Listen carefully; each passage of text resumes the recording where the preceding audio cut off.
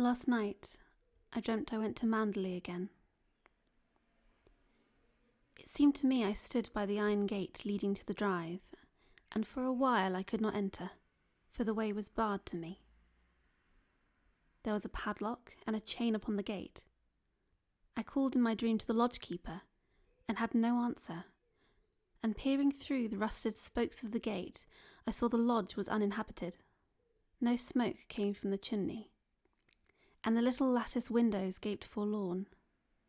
Then, like all dreamers, I was possessed of a sudden with supernatural powers, and passed like a spirit through the barrier before me. The drive wound away in front of me, twisting and turning, as it had always done. But as I advanced, I was aware that a change had come upon it. It was narrow and unkempt, not the drive that we had known. At first I was puzzled and did not understand, and it was only when I bent my head to avoid the low swinging branch of a tree that I realised what had happened. Nature had come into her own again, and little by little, in her stealthy, insidious way, had encroached upon the drive with long, tenacious fingers. The woods, always a menace even in the past, had triumphed in the end. They crowded, dark and uncontrolled, to the borders of the drive. The beeches with white, naked limbs leant close to one another, their branches intermingled in a strange embrace, making a vault above my head like the archway of a church.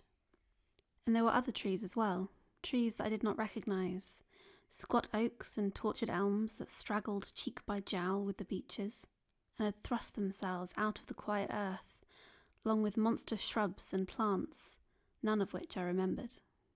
The drive was a ribbon now, a thread of its former self, with gravel surface gone and choked with grass and moss.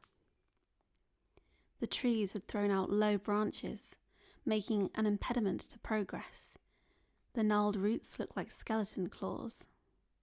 Scattered here and again amongst this jungle growth, I would recognise shrubs that had been landmarks in our time. Things of culture and grace, hydrangeas whose blue heads had been famous. No hand had checked their progress, and they had gone native now, rearing to monster height without a bloom, black and ugly as the nameless parasites that grew beside them. On, now east, now west, wound the poor thread that once had been our drive. Sometimes I thought it lost, but it appeared again, beneath a fallen tree perhaps, or struggling on the other side of a muddy ditch created by winter rains. I had not thought the way so long. Surely the miles had multiplied, even as the trees had done, and this path led but to a labyrinth, some choked wilderness, and not to the house at all. I came upon it suddenly, the approach masked by the unnatural growth of a vast shrub that spread in all directions, and I stood, my heart thumping in my breast, the strange prick of tears behind my eyes. There was Manderley, our Manderley, secretive and silent as it had always been, the grey stones shining in the moonlight of my dream. The mullioned windows reflecting the green lawns and the terrace. Time could not wreck the perfect symmetry of those walls, nor the sight itself, a jewel in the hollow of a hand. The terrace sloped to the lawns, and the lawns stretched to the sea, and turning I could see the sheet of silver placid under the moon, like a lake undisturbed by wind or storm. No waves would come to ruffle this dream water, and no bulk of cloud, wind-driven from the west, obscure the clarity of this pale sky.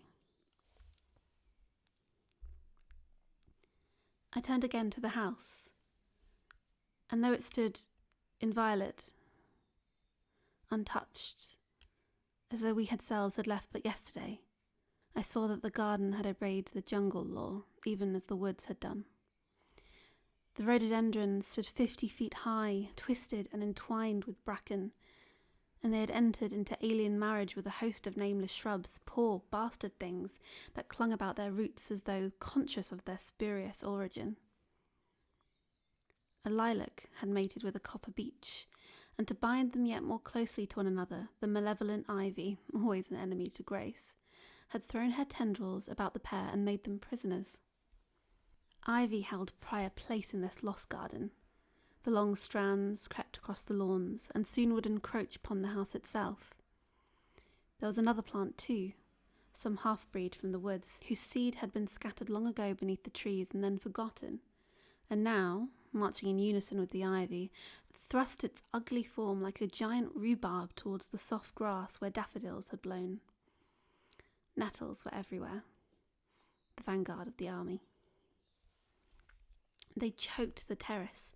They sprawled about the paths. They leant, vulgar and lanky, against the very windows of the house. They made indifferent sentinels, for in many places their ranks had been broken by the rhubarb plant, and they lay with crumpled heads and listless stems, making a pathway for the rabbits.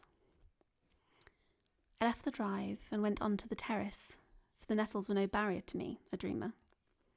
I walked enchanted, and nothing held me back. Moonlight can play odd tricks upon the fancy, even upon a dreamer's fancy. As I stood there, hushed and still, I could swear that the house was not an empty shell, but lived and breathed as it had lived before. Light came from the windows, the curtains blew softly in the night air, and there, in the library, the door would stand half open as we had left it, with my handkerchief upon the table beside the bowl of autumn roses. The room would bear witness to our presence, the little heap of library books marked ready to return, and the discarded copy of the Times.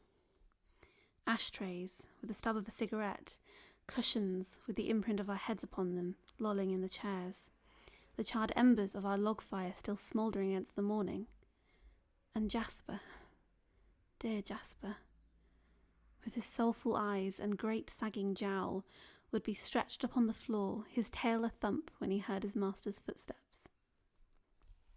A cloud, hitherto unseen, came upon the moon, and hovered an instant like a dark hand before a face. The illusion went with it, and the lights in the windows were extinguished. I looked upon a desolate shell, soulless at last, unhaunted, with no whisper of the past about its staring walls. The house was a sepulchre.